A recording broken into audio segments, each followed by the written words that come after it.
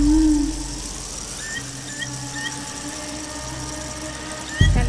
urush.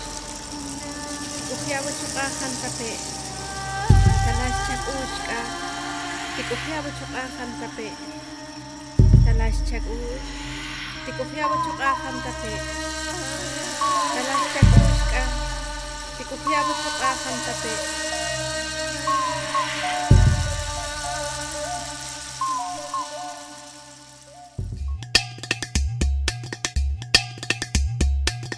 Los derechos humanos constituyen no una utopía para nuestro pueblo.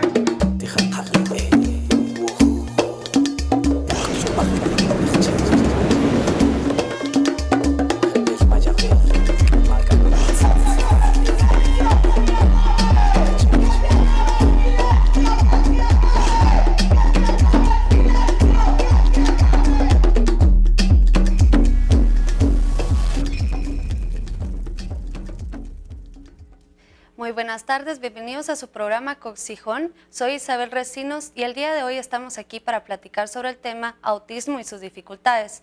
Para eso nos acompaña el día de hoy Elsie Santiesteban. Ella es maestra y orientadora en educación especial de la Escuela de Educación Especial de Xelajú. También nos acompaña Andrea Asturias, ella es encargada del área educativa de la Fundación Pediátrica de Guatemala, y también está con nosotros Claudia Catalán, ella es encargada de educación especial de la Fundación Pediátrica de Guatemala. El día de hoy vamos a tocar el tema del autismo. El autismo es un trastorno generalizado del desarrollo y pues presenta varias dificultades en la persona para socializar, para comunicarse y para dar a conocer sus emociones. Es un trastorno bastante especial, por así decirlo, y pues el día de hoy vamos a tratar de entenderlo un poquito más. Para eso tenemos un video que nos va a acercar a este trastorno, así que vamos a verlo a continuación.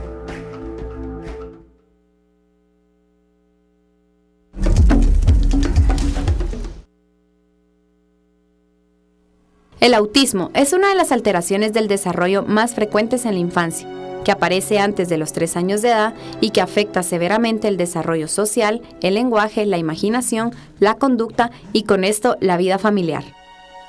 Las características que presenta una persona con autismo son múltiples y variadas, manifestándose en cada individuo de forma diferente y afectando simultáneamente en mayor o menor grado el cerebro, en las áreas del razonamiento, habilidad de comunicación y la interacción social. El autismo es un trastorno por el cual no existe la cura. Si a una persona se le diagnostica autismo, toda su vida cursará este trastorno. Sin embargo, si se le estimula adecuadamente, puede desarrollar habilidades en todas las áreas e incluso algunas de esas personas llegan a desarrollar un gran potencial que les permite una integración y un funcionamiento en la vida diaria casi normal. El autismo, por lo general, no se detecta en el nacimiento. Sin embargo, los niños pueden presentar síntomas desde los pocos meses de nacidos, como arquear la espalda cuando se les trata de cargar o sobrereaccionar a estímulos pequeños. Pueden ser muy pasivos o, por el contrario, estar constantemente agitados.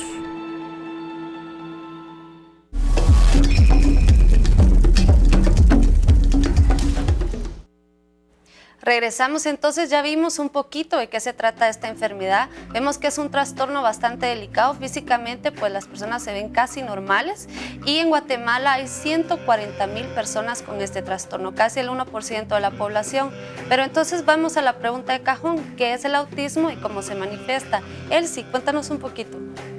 Bien, como ya observamos en el video, el autismo pertenece al trastorno generalizado del desarrollo. ¿Por qué del desarrollo? Porque a partir de aproximadamente a los 3 años que el niño empieza a presentar este trastorno, el desarrollo se estanca y retrocede. Entonces el niño empieza a aislarse, a ya no tener contacto visual con los que están a su alrededor. Afecta mucho, dice el autismo, las relaciones sociales, afecta el lenguaje y también se manifiesta con movimientos estereotipados que tienen los niños, como por ejemplo el estarse balanceando, el aletear, el dar bastantes vueltas.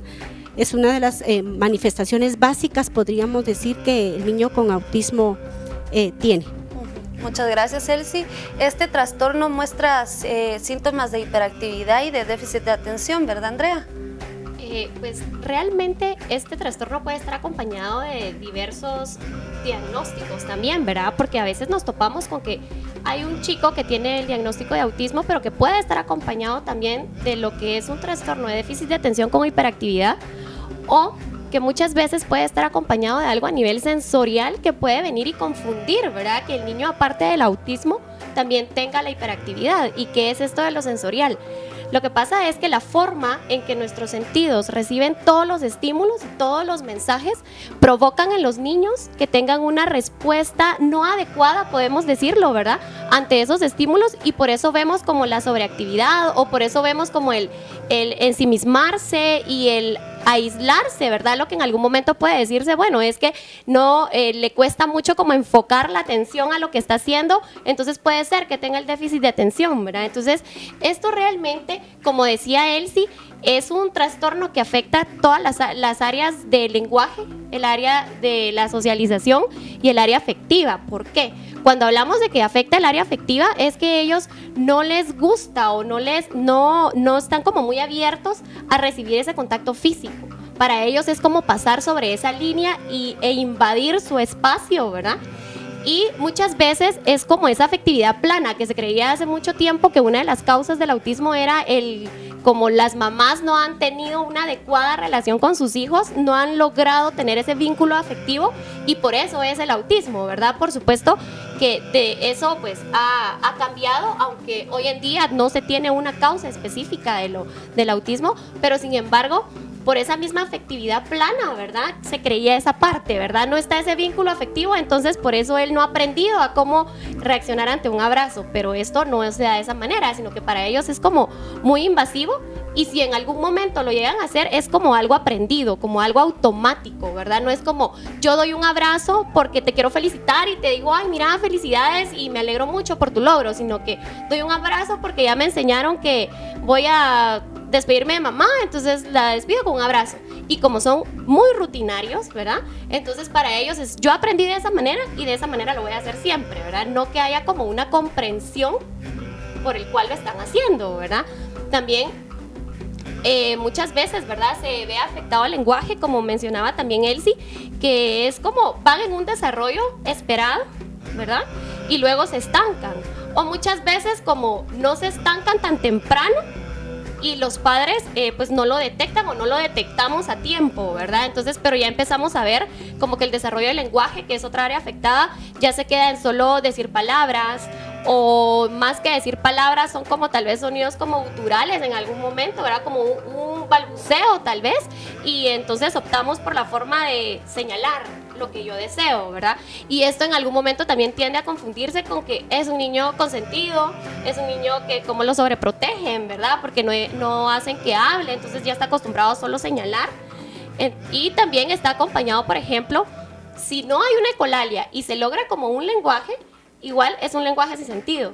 Es un lenguaje en el que casi siempre se va a hablar sobre un tema que sea de interés para él, y que lo que estén hablando las demás personas, como por ejemplo así como estamos nosotros hoy, ¿verdad?, realmente es como no me interesa el escuchar o qué es lo que están diciendo, sino que yo estoy hablando de un mismo tema y es en lo que me enfoco, ¿verdad? Entonces, y que eso es lo que afecta también a nivel social, porque esa empatía de bueno, está hablando, yo escucho, podemos comentar algo, o sea, no la tienen tampoco, ¿verdad? Porque es como yo en mi mundo y lo demás que está alrededor, pues no me genera ningún interés, ¿verdad? Claro, y digamos, ¿cómo se hace este diagnóstico? ¿A qué edad es importante hacerlo y por qué es importante hacerlo? ¿Es fácil hacer un diagnóstico de autismo o no? Pues realmente es un poco complicado el hacer el diagnóstico del autismo, ¿verdad? Uno sí tiene que abocarse a los profesionales, ¿verdad?, que estudien esta rama, ¿verdad? Porque sí se puede dar desde el nacimiento. Por ejemplo, empezamos a notar a los 6 meses, ¿verdad?, que los niños, por ejemplo, cuando toman el pecho, ¿verdad?, ese contacto y esa afinidad que tienen con la mamá, lo empieza a ver, ¿verdad?, no se empieza a dar.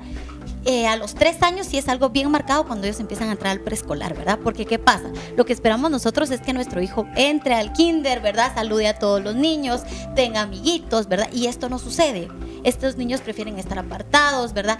Hay mucha sensibilidad a nivel auditivo en algunos casos. Entonces, los niños, ¿qué pasa, verdad? Que para ellos el bullicio, ¿verdad? De los niños es molesto. Entonces, ellos prefieren alejarse. Inclusive en el lenguaje, ¿verdad? También hay un atraso en cuanto a esto, ¿verdad? Y no hay contacto visual. Esto es algo que debemos de poner mucha atención, ¿verdad? Generalmente, algunos pacientes caminan de puntillas, ¿verdad? O cuando están muy nerviosos, ¿verdad? Tienden a aletear o a hacer movimientos estereotipados, ¿verdad? Como mencionaba Elsie, ¿verdad? En algún momento tienden a girar también. Esto lo hacen para regularse, es como para estar bien, ¿verdad? Nosotros en algún momento, por ejemplo, cuando estamos nerviosos, ¿qué hacemos, verdad? Lo que constantemente hacemos es mover el pie y eso nos regula. Definitivamente ellos, ¿qué hacen? Ellos giran para lograr estar tranquilos. Esto es algo que los papás tienen que notar, ¿verdad? Estar muy pendientes de, por ejemplo, si mi hijo, por ejemplo, a veces son muy selectivos con la comida, ¿verdad? Empezar a ver esto, a notarlo, ¿verdad? Y también, ¿verdad? Hay que aprender a diferenciar qué es un autismo, ¿verdad? Y qué son berrinches, ¿verdad? Esto es importante porque muchas veces los llevan al pediatra, ¿verdad? Y el pediatra dice, no, es normal, se le va a pasar, mire, no tenga pena, va a hablar, ¿verdad? Pero hay una edad esperada para que ellos ya digan ciertas palabras, y si esto no ocurre, sí los papás tienen que tener ciertos signos de alerta, ¿verdad? De qué está pasando, mi hijo no habla para la edad que ya tiene, ¿verdad? No, por ejemplo, si solo dice palabras sueltas, esto es un indicador, ¿verdad? Y en algunos casos hay niños que no hablan, ¿verdad? Que prefieren estar en silencio. Esto también hay que notarlo y los papás tienen que tomar en cuenta todo este tipo de recomendaciones que se les da, ¿verdad? Y también al llevar a la clínica a los chicos, es importante que ellos nos cuenten realmente qué es lo que está pasando, ¿verdad? Porque ¿qué pasa? Muchas veces los papás no nos dan la información que nosotros necesitamos. Entonces es bien difícil llegar a un diagnóstico porque los papás, por ejemplo, ¿verdad? No come, pero no tenga pena porque como el hermanito tampoco come, no importa, ¿verdad? No platica, pero no tenga pena porque es hijo único, entonces todo lo señala. Entonces los papás siempre justifican en algún momento. Entonces esto no permite como que le demos algún diagnóstico certero a los papás, ¿verdad? Claro, muchas gracias. Entonces vemos ahí que el diagnóstico del autismo pues no es fácil de hacer. Hay síntomas que se pueden confundir con otros, como por ejemplo uno piensa que está sordo el niño o bueno, si no lo ve a los ojos es un síntoma claro del autismo. Entonces vemos que es importante hacer el diagnóstico lo más antes posible para comenzar a trabajar en ello y entonces así poder darle una mejor vida a esta persona, una vida de calidad que responda a sus necesidades. Entonces aquí ya vimos un poquito más claramente qué es este trastorno y a continuación en el siguiente segmento vamos a ver cómo se vive a nivel familiar y a nivel del paciente. Así que vamos a una pausa y continuamos.